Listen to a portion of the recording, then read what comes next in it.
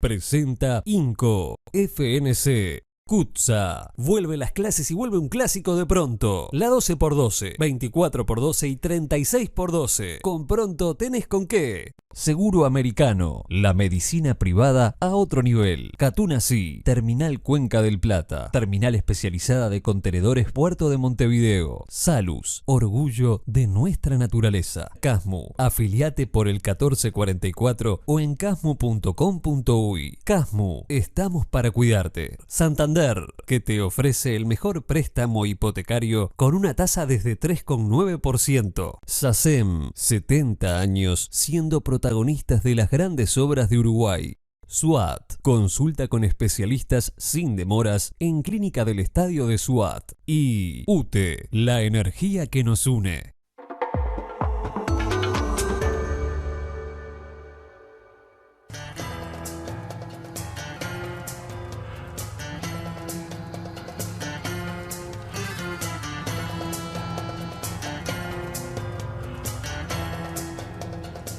Buenas noches y gracias por estar ahí. Estamos en La Mira, estamos en BTV. Más adelante vamos a estar con Federico Comesaña y el economista Pablo Rosselli hablando de la encrucijada económica en que se encuentra Uruguay y la región. Pero ahora en este bloque tenemos el gusto de recibir al sociólogo Fernando Filgueira, jefe de la oficina del Fondo de Población de Naciones Unidas en Uruguay. Fernando, muchas gracias por estar. Es un gusto estar, Gabriel.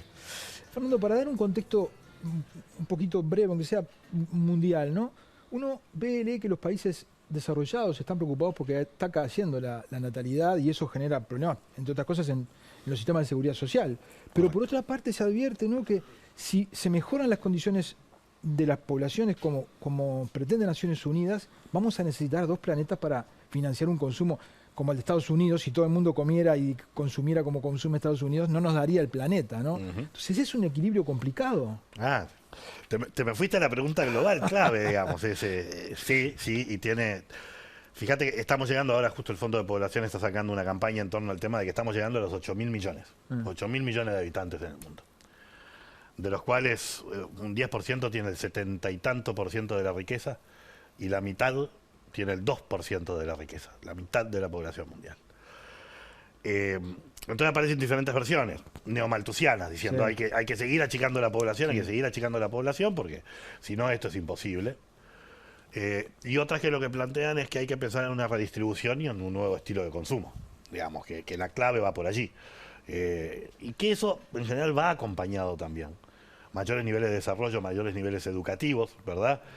Mayor empoderamiento de la mujer en términos de sus proyectos de vida, va acompañado de una disminución de la fecundidad.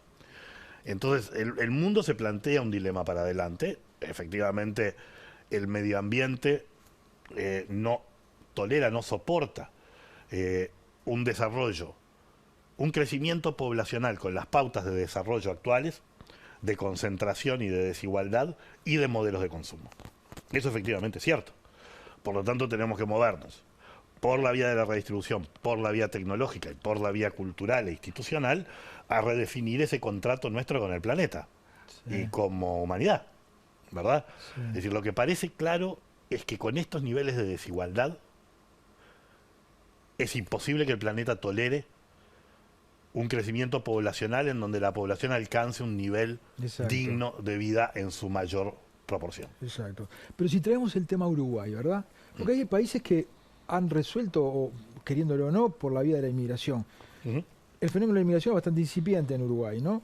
Sí, bueno, fue muy importante. No, estoy hablando ahora. Claro, después tuvimos un problema emigratorio. Exacto. Y hoy tenemos... Exacto, está. Pero, digo, si queremos mejorar la situación de los sectores pobres, ¿verdad? Sí.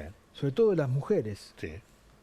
Eso las va a llevar a las clases medias y se van a comportar como las clases medias, teniendo menos hijos. Sí. Y si tenemos cada vez menos población, el sistema de seguridad social, ¿cómo se sostiene? Con mayor productividad. Digamos, la clave es esa, a ver. Hay que avanzar con todos los frentes a la vez. A ver, vamos por parte, como decía Jack. Efectivamente, primero, estamos aproximadamente entre, poner 35.000 nacimientos por año. ¿Sí? El INE, el Instituto Nacional de Estadística, cuando hicimos el censo del 2011, y hizo las proyecciones, proyectaba que a esta altura íbamos a estar en 43.000 nacimientos por año. Así que hubo una caída bastante más marcada, ¿sí?, de la fecundidad, que implicó una menor cantidad de nacimientos. Ahora bien, parte del problema que enfrentamos deriva de dos muy buenas noticias. La primera, que somos más longevos. Y la segunda, que las mujeres toman la decisión de cuántos hijos y cuándo tenerlos, y las familias, ¿sí?, intentan tomar esa decisión cuando tienen mejores condiciones para tenerlos. Eso no son malas noticias, son buenas. Y bajamos el embarazo adolescente. Claro, y que la mitad, efectivamente, la mitad de la caída de esta natalidad que vemos se deriva directamente de la caída del embarazo adolescente. Es doble buena noticia. Claro. Entonces, ahora, lo que vos decís también es cierto. Eso coloca un conjunto de desafíos. Cuando tu estructura de edades cambia, y cambia en forma acelerada, bastante acelerada, ¿sí?, el problema de la despoblación, no te vas a despoblar, sí, digamos. Sí. Pero el problema de la seguridad social, el problema del mercado laboral, de las cohortes nuevas que ingresan, ¿cuántas son?, ¿sí? El problema de la salud. Los costos de salud sabemos que en la vejez son mucho mayores, ¿sí? Estos problemas están planteados. Ahora, pensémoslo así. Y esto lo hemos conversado contigo varias veces cuando hablamos de educación, ¿no? Sí. Cuando teníamos, poner hace 5 años cuando yo vine a charlar contigo de educación, teníamos 45.000 nacimientos, 44.000 nacimientos por año, ¿sí? Y perdíamos, antes de terminar la media superior, un poco más de la mitad, para el siglo XXI. Imagínate que no los perdiéramos. Que tuviéramos un 100% de egreso de la educación media superior con adecuadas capacidades y competencias para el siglo XXI. ¿Sería un problema haber bajado de 42 a 37 si al mismo tiempo hubiéramos pasado de 50 y poco de egreso a 70 y tanto de egreso? Porque si midiéramos, por ejemplo, la productividad que van a generar Exacto. esos 45.000 con baja educación a la que pueden generar 32.000 con una buena educación, Exacto, tendríamos una mejor productividad y eso redundaría en poder sostener, una población pasivos. adulta mayor cada vez mayor. Y lo interesante de esto es que, y lo otro que tenemos que hacer, sí, y esta sí es una discusión que yo tengo con los demógrafos dicen, al final la demografía te gana, converge Sí, hacia bajas tasas de sí, fecundidad. sí. Sí, bueno, pero una cosa es converger a Corea, que tiene 0,9 niños por mujer, Tremenda la situación que y está otra viviendo. cosa es converger a Noruega o a Suecia, que tiene 1,7, ¿sí?, más que nosotros hoy. Sí, 1,5 tenemos. Sí, exacto. Entonces, las medidas que tenemos que tomar para que no se nos desplome más la natalidad, ¿sí?, son muy parecidas a las que tenemos que tomar para que cada niño y cada niña reciba la mejor inversión posible para su futuro. ¿Cuáles son? La primera, tenemos que generar un sistema de asignaciones familiares más robusto que el que tenemos. Avanzamos, pero tenemos que avanzar más. Si efectivamente nos tomamos en serio este tema de la fecundidad. Está claro. Es decir, la penalización que supone la maternidad, y en algunos casos la paternidad, pero la maternidad sin duda, la sabemos, en tasas de empleo, mujeres con hijos y sin hijos, miramos y son diferenciales. Miramos los salarios y son diferenciales. Entonces, tenemos que suprimir la penalización que supone la maternidad. Suprimir la penalización que supone la maternidad es, primero, asignaciones familiares robustas, ¿sí? Segundo, sistema de cuidados. Entre 0, 1, 2, 3, 4 años y escuelas de tiempo completo. Es decir, el Estado va a una alianza con las familias. Efectivamente, cada vez el recurso escaso más importante que tenemos son las personas y la crianza de esas personas. Por lo tanto, no podemos perder a ninguna, y a la vez que no podemos perder a ninguna, tenemos que facilitar que se tomen decisiones efectivamente de que ese recurso escaso no se vuelva más escaso. Entonces, los cuidados que mejoran la evolución y la crianza del niño, ¿sí? Un piso de recursos básicos que hace que con las familias no pasen con niños de 0, 1 y 2 años con niveles de indigencia de 2, 3, 4%. Esos niños ya sabemos que tienen un costo enorme luego para poder salir, o de pobreza del 16 o 17%. Dijiste una frase, lo tenía una nota, hay un estrés de bienestar en el 20% de nuestros niños. Y sí, y lo hay. Tenemos más o menos 20% de pobreza infantil. Sí. Esos son hogares que todos los días tienen que decidir entre una canasta básica alimentaria y no alimentaria y ver qué cubren. Fernando, pero si no hay plata, como nunca hay plata para todo. Claro. Seguir, desarrollar, ¿querés terminar? No, pero está bien. Eso que vos decís de la Yo plata digo, es clave. ¿a dónde la experiencia, no sé, en otras partes, qué es más eficiente? Digamos, invertir en políticas de asistencialismo, o sea, asistencia, de transferencias directas hoy, para que esos niños crezcan en un mejor entorno, o invertirlas en la educación fuertemente, para que logren salir de ese entorno por otra vía. Bueno, claro, es la secuencia. Es la secuencia, es decir, es verdad lo que vos decís. Primero tenemos restricción fiscal, y de eso hablemos, porque no, es muy fácil decir hay que gastar, Seguro. gastar. Hablemos ahora de eso, pero Sí. lo que sí sabemos es que en primera infancia se producen las conexiones neuronales básicas, el entramado básico que después permite desarrollos futuros. Absoluto. Es cronosensible. Total. No es algo que si no lo hiciste entre los 0 y los 2, lo podés... Qué lejos está la política de la neurociencia, ¿no? Sí, son los aportes de la neurociencia que han llegado y que han tomado la sociología y la economía Sí. para proyectar y todo. Y lo que te muestra es eso, que efectivamente hay una ventana de inversión Sí. cronosensible que va desde los últimos 3 meses de gestación hasta los 2 años más o menos. Sí. Te pongo este ejemplo. Cuando cualquier persona razonable discute el tema del gasto público y del déficit, ¿sí? Y dice, miren, si nosotros no mostramos una trayectoria sostenible de deuda, perdemos grado inversor. Si perdemos grado inversor, eso no significa tanta plata de pérdida. Y esto que está todo monetizado y claramente establecido, ¿verdad? Sí. Es un parámetro de restricción que tenemos claramente incorporado. Imagínate que yo te digo ahora, si vos no invertís en ese 20% de chiquilines de 0 a 2, perdés 20% de productividad promedio a futuro. A los salarios y productividad que tenés hoy, eso te implica este costo. Bueno, ahora, entonces discutamos las dos cosas juntas. Hay una parte que está monetizada Está bien. y que la hemos transformado y correctamente Sí. en disciplina, sobre todo en la economía, que mira estos problemas, pero la parte que no está monetizada, sobre la que tenemos menos proyecciones. Entonces, el dilema de la inversión en un momento y del gasto y del déficit, primero tiene que considerar, cuando considera restricción fiscal, estos elementos, ¿sí? Y lo segundo es que efectivamente tenemos que hacerlo desde las edades tempranas, pero poder acompañarlo con la educación, porque si no después nos queda la reproducción intergeneracional, ¿verdad? La pobreza. Entonces, sí, es un desafío. Y te agrego otro desafío. La sábana fiscal cada vez va a ser más corta. ¿Por qué? Porque seguimos envejeciendo. Claro. Entonces, tenemos que apoyar a nuestros adultos mayores también. Entonces, no tenemos una ventana interminable. Yo te diría que tenemos esta administración y una más, digamos. Uruguay empezó con sistema de cuidados, empezó con CAIF muy temprano, ¿te acordás? Sí, claro. Cambió licencias parentales y maternales, es decir, no es que Uruguay haya estado totalmente omiso, pero para la etapa demográfica que estamos iniciando y los desafíos que tenemos, precisamos mucho más. Y un último punto. Nosotros pertenecemos a una lógica del capitalismo, digamos, que se definen como capitalismos coordinados. No somos de la tradición del capitalismo liberal, a la gringa. Somos más de la tradición del capitalismo con mucha regulación. Sí. ¿sí?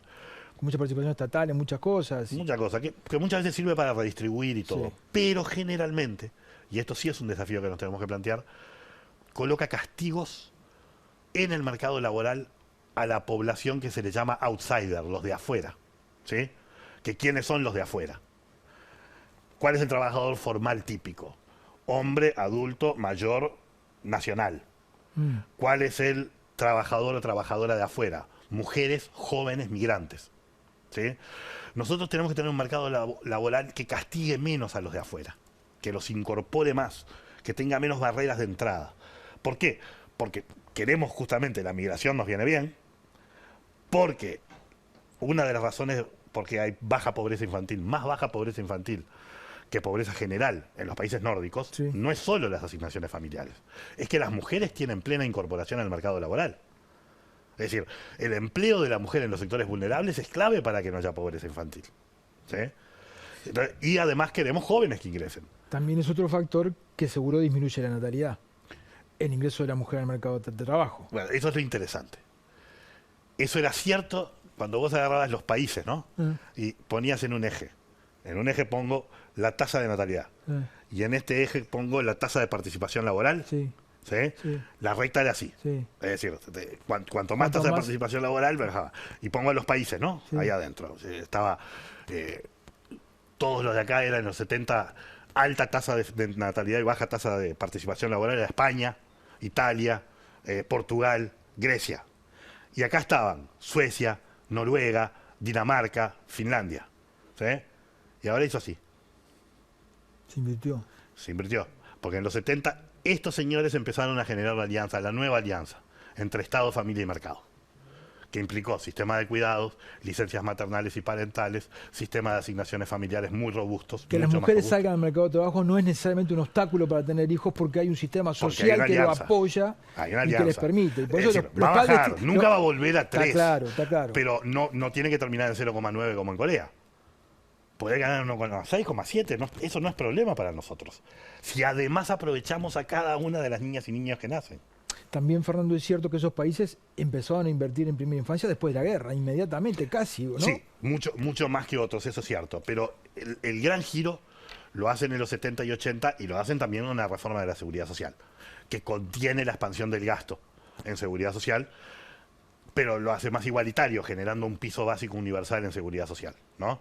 Pero limitando la estratificación arriba. Es decir, Uruguay, el problema que tiene para adelante en seguridad social es real, digamos, aumenta la población adulta mayor y tenemos que sostenerla.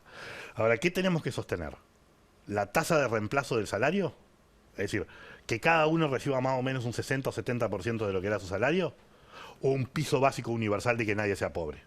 Esto es barato. De eso vamos a hablar un poquito más Esto es más adelante. caro. De eso hablamos un poquito más adelante. Pero la pobreza, la infantilización de la pobreza se da básicamente por los nacimientos en los sectores pobres. No. Porque Sí, una sí, en parte. cosa que me llamó la atención fue que históricamente la sociología sostenía que las mujeres jóvenes y pobres tenían hijos porque era una manera de empoderarse, de tener algo en zonas donde no tenían nada. Algún tipo de estatus. Pero sin embargo, cuando el Ministerio de Salud Pública se decide hacer una encuesta Sí. a todas las mujeres embarazadas, la mayoría dice que ellas no querían tenerlo. No, claro. Y fue lo que pasó. Entonces, Es que fue lo que pasó. ¿Por qué bajamos a la mitad del embarazo adolescente? ¿Por qué lo bajamos a la mitad? bueno, el implante subcutáneo jugó un papel. Clave. Absolutamente clave, y los IUs a adolescentes. Porque del 100% de las mujeres adolescentes que tenían hijos, Sí. más de la mitad efectivamente eran embarazos no planificados que no hubieran querido. ¿Sí? Esos casos, ¿por qué terminaban teniendo hijos? O porque no usaban métodos anticonceptivos, o por fallas de los métodos anticonceptivos. Fallas o tecnológicas o en el uso. En el uso. ¿Sí? Sí. Entonces, los subdérmicos, los implantes subdérmicos de larga duración te solucionan eso. Eso te lo solucionan. Totalmente.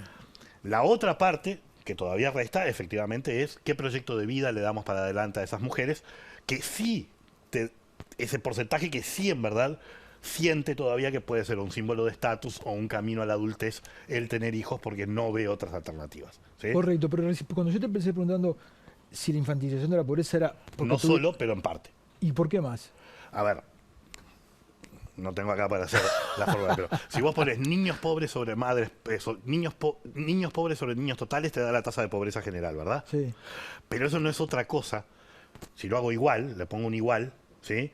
Es niños pobres sobre madres pobres, niños totales sobre madres totales y madres pobres sobre madres totales. Cuando suprimo los términos, me quedan niños pobres sobre niños totales. ¿Qué quiere decir? Que la infantilización de la pobreza en la faz demográfica, Sí. es la fecundidad de la pobreza, la cantidad de vientres pobres que yo tengo, cuántas mujeres tengo en situación de pobreza, Correcto. y la relación entre la fecundidad de la pobreza y la fecundidad de la no pobreza. Correcto. Esa solo es la faz demográfica. Eso explica en parte el tema de la infantilización de la pobreza. Pero la otra parte que lo explica, por lo menos dos elementos claves que lo explican, es, bueno, hay uno que es el ciclo vital. Cuando somos más jóvenes, somos más pasibles de ser pobres, tenemos menos acumulación Total. de todo. Segundo, lo que te decía, mercados laborales rígidos que castigan bastante a mujeres y a jóvenes. Y particularmente a mujeres jóvenes en edad reproductiva. ¿Sí?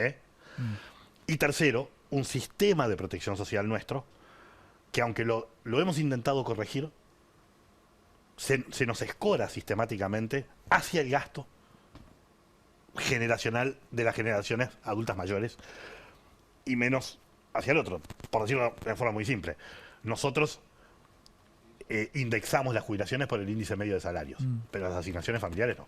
Sí, y se cuestiona mucho las transferencias directas hacia los sectores pobres cuando hacemos transferencias directas hacia las jubilaciones. Muchísimo más grandes. O sea, pero eso de que... 10, a ver, casi 5 veces, no, 6 veces más lo que gastamos en asignaciones familiares y en TUS son las transferencias directas. No los aportes jubilatorios, sí, el gasto jubilatorio. Sí. Las transferencias directas que hacemos a jubilaciones y pensiones. ¿Sí? Y en términos totales, hoy, la inversión en políticas sociales o la inversión social en adultos mayores y en niños, ¿qué relación tiene? Era de 3-1 en un momento. No, es como de 7-1. ¿De 7-1? Sí, sí. A ver, no, para. En transferencias monetarias. Sí, sí. Porque después nosotros gastamos mucho más en niños en educación. Está bien. En CAIF, bien. no en salud. No en salud, porque ahí sí tenemos la maternidad que gasta bastante, pero también Gasta adulto mayor que gasta adulto mucho. mayor.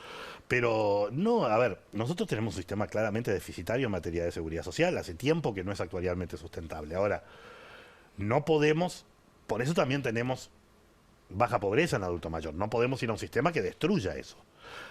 Ahí tenemos un gran desafío. Es decir, cómo ir a un sistema más sustentable, pero más justo y que dé garantías a los adultos mayores del presente y del futuro. Y no es barato, ninguna de las opciones es barata, pero hay algunas que son menos costosas y yo creo que son más justas. Ahora lo hablamos en el próximo bloque. Si esto no es importante, no sé qué lo es. Nos vamos a una tanda, ya volvemos.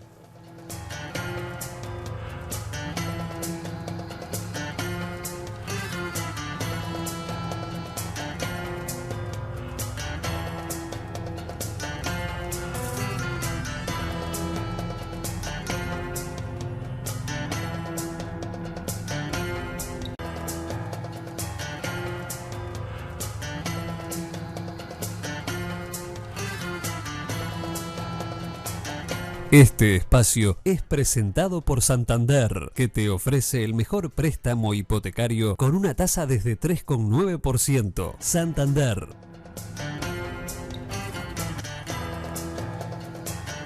Seguimos en la mira con Fernando Filgueira, jefe del Fondo de Población de Naciones Unidas en Uruguay.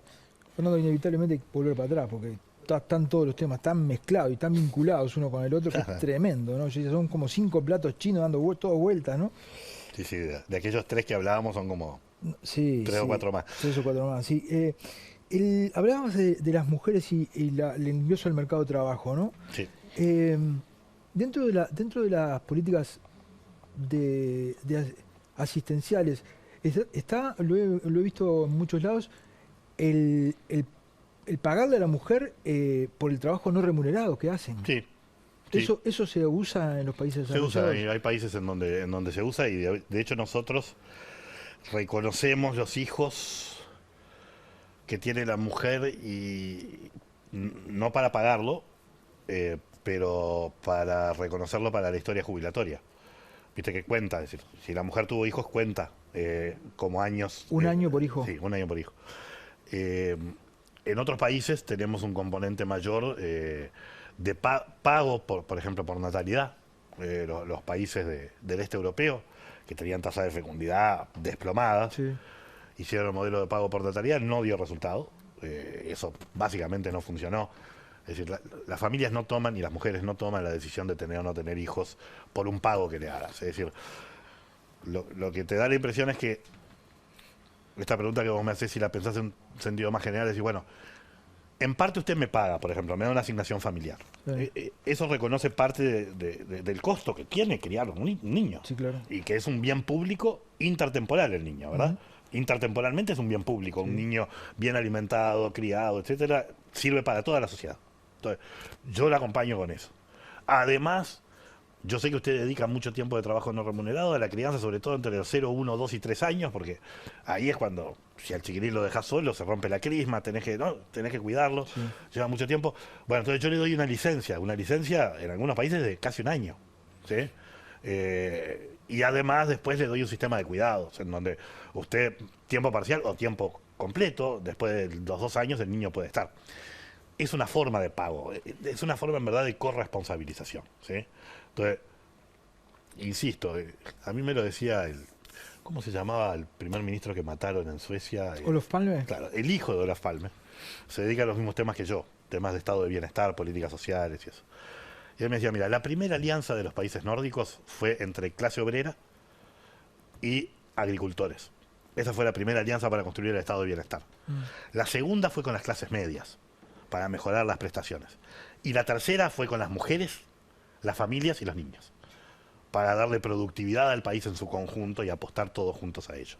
¿Sí? Entonces, esta idea de decir, no es que me paguen, no es que le paguen a la mujer por el trabajo no remunerado, que eso en general no da resultado a no ser que fuera continuo, digamos, que es más difícil. Pero sí que nos hacemos cargo entre todos. Es decir, no solo las familias no están solas, el Estado acompaña y los empresarios y el mercado también reconocen la necesidad de horarios flexibles, de salas de lactancia, de salas cuna. Es decir, implica justamente, por eso volvíamos a esto de lo que no está monetizado, no nos damos cuenta del valor que tiene hasta que se nos vuelve muy escaso. Entonces empezamos a decir, no, esto tenía valor. Claro. Y por eso vos decís los tres platos chinos, ¿no? Digamos, la tasa de interés, ¿no? Que ponías, la política fiscal que tenías, ¿no? A esos tres son los monetizados. Pero hay que agregarle tres más. A mí un amigo argentino, macroeconomista, veterano de 60 y pico años, me dice, todo esto que estamos discutiendo, me dice, me da vergüenza haberme dedicado tanto tiempo a la macroeconomía y no haberlo incorporado. Digamos. Porque tenés que incorporarlo. Lo que pasa es que, claro, Son factores económicos difíciles de ver como tales. porque no les poníamos precio. Y la economía está acostumbrada a lidiar con las cosas que tienen precio. Está bien, es como construye su teoría. Sí. La encuesta de uso del tiempo, ¿por qué es tan importante? Porque nos ayuda a ponerle precio a eso que pasa en la economía. Y sin lo cual la economía no funcionaría. Imagínate que todos los bienes y servicios que se prestan en los hogares dijeran, no, yo ahora si no me pagan no lo hago más. La economía deja de funcionar. Entonces, esta alianza entre la faz productiva y reproductiva, entre el Estado y las familias, y la corresponsabilidad entre hombres y mujeres, ¿sí? Que ese es un cambio cultural más profundo y que lleva más tiempo, ¿no? Bien. Y ahora, esta otra corresponsabilidad que quizás se da por la vía de los hechos, pero racionalizarla, que también lo he visto en algunas notas que te han hecho, que es que los activos no solamente financian a los pasivos, sino que aquellos activos que por sus condiciones tienen mayor productividad, ayudan a los que tienen menos productividad. Claro, es redistribución intergeneracional e intrageneracional. Ahí va. Que además es la única forma que tenemos de lidiar con un problema filosófico en primer lugar, pero también distributivo y productivo, ¿sí? Dado los niveles de desigualdad con la que cuenta nuestra sociedad hoy, y Uruguay no es de las sociedades más desiguales de América Latina, pero sabemos que esa desigualdad implica, y dados nuestros niveles de productividad actuales, es un 20%, un poco menos, de chiquilines en situación de pobreza, ¿sí? Hasta los 14 años o hasta los 17. Y un porcentaje menor, 3, 4, de indigencia. Siempre que se discute filosóficamente sobre igualdad de oportunidades, se tiende a discutir de educación. La educación es la gran igualadora de oportunidades. Pero la neurociencia nos enseñó que en verdad entre los 0 y los 3 años se forjan las capacidades básicas que te permiten aprovechar más o menos la escuela. ¿Y cuál es la estructura de oportunidades de un niño de 0, 1, 2 y 3 años? Es la familia. Entonces, si no le ponemos un piso de consumo garantizado a las familias, siempre vamos a tener una subinversión en un porcentaje importante de nuestra población infantil. Y además nunca vamos a tener verdaderamente igualdad de oportunidades. Leyendo artículos sobre neurociencia, veía que ese fenómeno obligaría, para equiparar en algún momento, y no se sabe si se logra, que así como los chicos de los niños de las clases más integradas hacen 6 años, los otros deberían hacer 8. Bueno, para poder igualarlos. Esa es una discusión que se da, y efectivamente, cuando vos partís con diferenciales muy grandes entre los 0, 1 y 2 años, eso pasa. Cuando igualás mucho más abajo, precisás menos después extender arriba. Pero sí, tenés esos problemas. Es decir, ahora, Fernando, las políticas, por lo que veo, las políticas, digamos, demográficas, que lo que buscan es aumentar la población, son difíciles. No funcionan. No funcionan. No No funciona así. A no ser ¿cómo se llama este libro? Me acuerdo en inglés, se hizo bastante famoso, el de una sociedad utópica en donde, distópica, en donde las mujeres están para procrear nomás. Digamos. Se llama el cuento de la The Handmaid's Tale. The Handmaid's Tale. Eso es una distopía, digamos, de las tantas que vemos, ¿viste? Si reconocemos que las mujeres tienen derecho de decidir cuántos hijos y cuándo quieren tenerlos, y eso creo que está saldado, digamos, nadie discutiría y diría, no, yo puedo obligar a una mujer a tener hijos cuando no quiere tenerlos, ¿sí? Si reconocemos ese derecho, si además incrementamos el capital educativo de las mujeres, hoy las mujeres están en promedio más educadas que los hombres en Uruguay, ¿sí? En promedio, ¿sí? Y en los sectores bajos, bastante más educadas que los hombres, en credenciales educativas. Y si reconocemos que entonces pueden desarrollar y van a querer desarrollar proyectos de vida, ¿sí? La diferencia entre nosotros y ellas es que ellas cargan con la posibilidad reproductiva, ¿sí? Nosotros no, ¿sí? Eso tiene en sí mismo una carga de trabajo. Sí. Si además la sociedad penaliza eso, la fecundidad efectivamente va a caer. Es decir, no es viable. Por lo tanto, decir, yo me fijo una meta cuantitativa de cuánto quiero aumentar la población. Yo lo que me puedo fijar es una meta cualitativa de cuánto quiero hacer viable la compatibilización entre el deseo reproductivo y el proyecto productivo vital, de hombres y de mujeres. ¿Y cuánto te acompaña el bienestar en eso? ¿Cuánto te acompaña el estado de bienestar en eso? ¿Cuánto te acompaña el mercado y las empresas en eso? A mí me impresionaba... las pocas veces que estuve en los países nórdicos, digamos, el tema de lo que ves de el compartir la crianza, que es fuerte, ¿no? Y los modelos de horarios flexibles que reconocen el tema de la crianza. Los padres tienen un montón de tiempo también, ¿no? Un montón de tiempo, digamos. Es decir, de licencia. El recurso escaso que vemos que son los niños y niñas en este país tiene la contracara de un recurso escaso que es el tiempo, ¿sí? En particular el tiempo de las mujeres, ¿sí?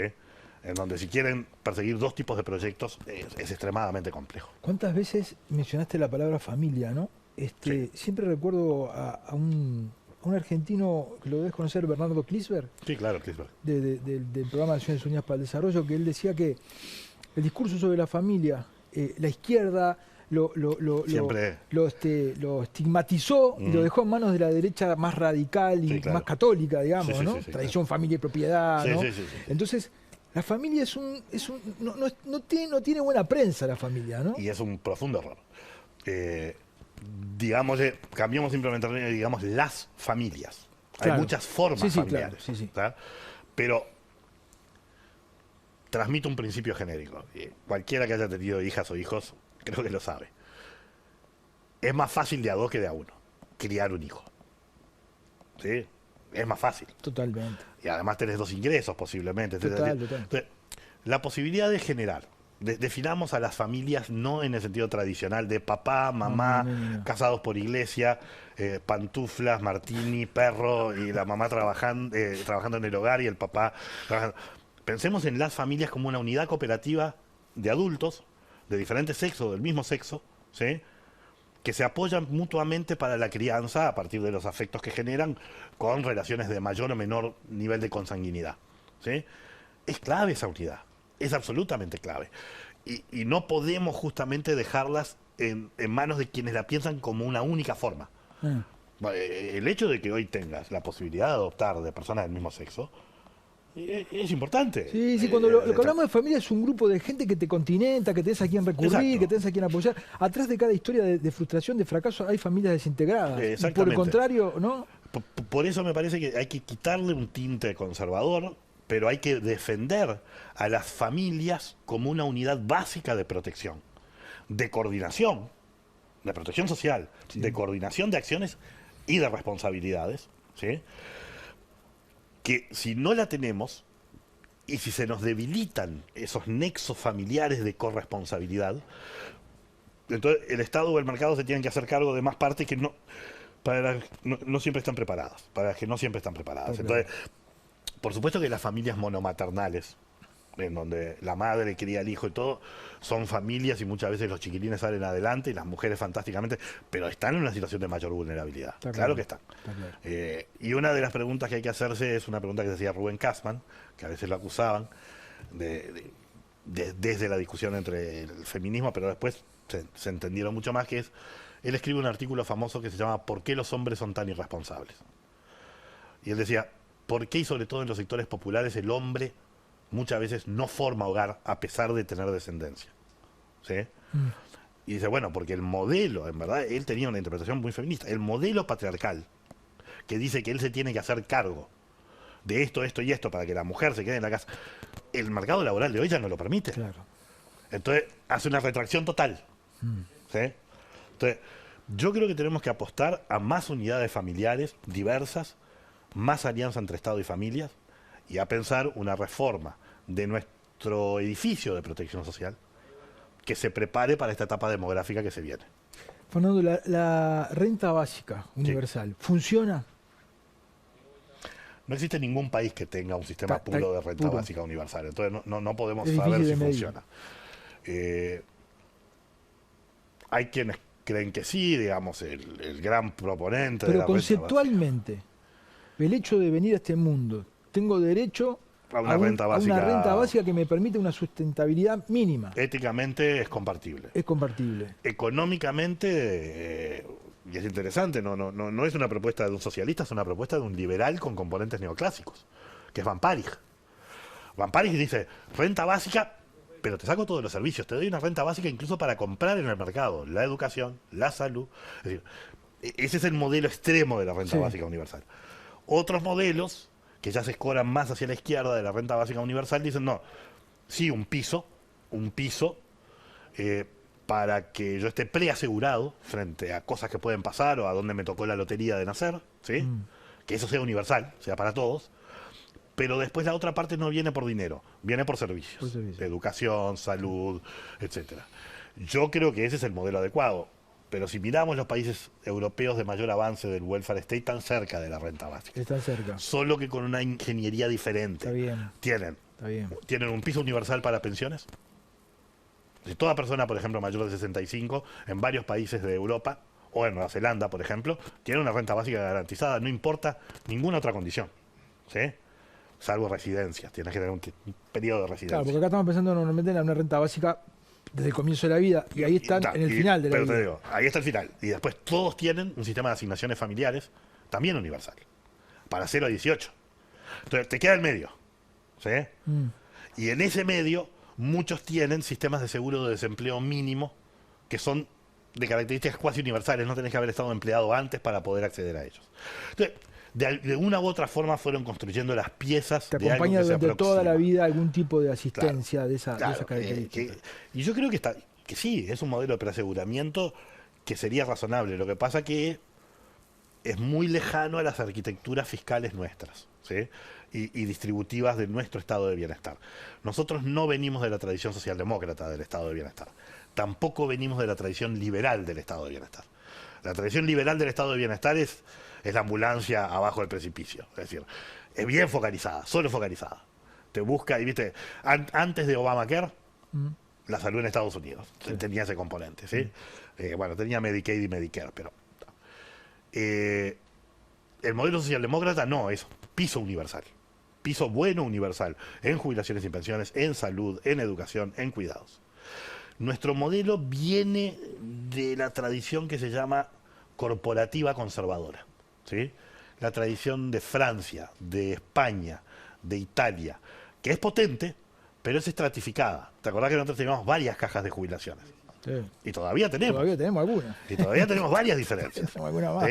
Que es como que te desmercantiliza, es decir, te separa de los vaivenes del mercado, Sí. pero por estrato. Y generalmente no tiene una política muy fuerte para los estratos bajos, es más débil. ¿Qué nos pasó con COVID?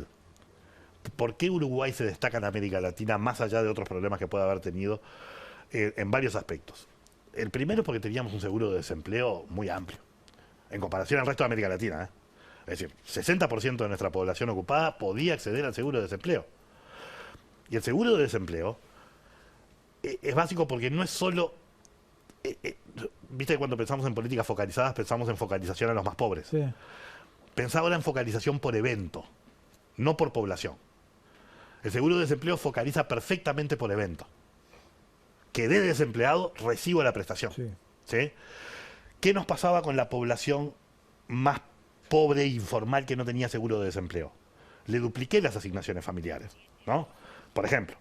Ahora, a esos 5 que yo les dupliqué las asignaciones familiares, 2 no lo necesitaban, uno necesitaba que se triplicara, y los otros 2 necesitaban que se duplicara, pero yo no tenía un mecanismo de focalización perfecta por evento para ellos. ¿Sí?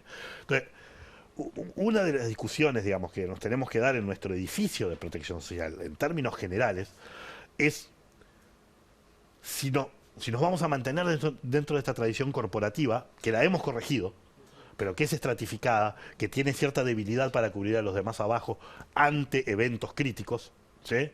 O si nos vamos a mover hacia un modelo más socialdemócrata de tipo renta universal, ¿sí? Ahora, si te querés mover hacia un modelo más socialdemócrata de renta universal, no podés seguir subsidiando la parte de arriba que subsidias hoy. ¿Qué tema es? Y eso es un tema de economía política tocar las jubilaciones más altas. Complicadito. Si yo te digo, mira, yo voy a hacer la reforma de la seguridad social y lo que voy a tocar es a la caja de retiros militares, voy a suprimir todo subsidio a la caja notarial, voy a suprimir todo subsidio a la caja de profesionales y a la caja bancaria. Y voy a generar con eso un piso universal más fuerte. Ay, fácil de hacer. Una papa. Fernando, hablaría horas contigo. La verdad te quedo enormemente agradecido. No, por favor, un gusto. Muchísimas gracias. Nos vamos a una tanda.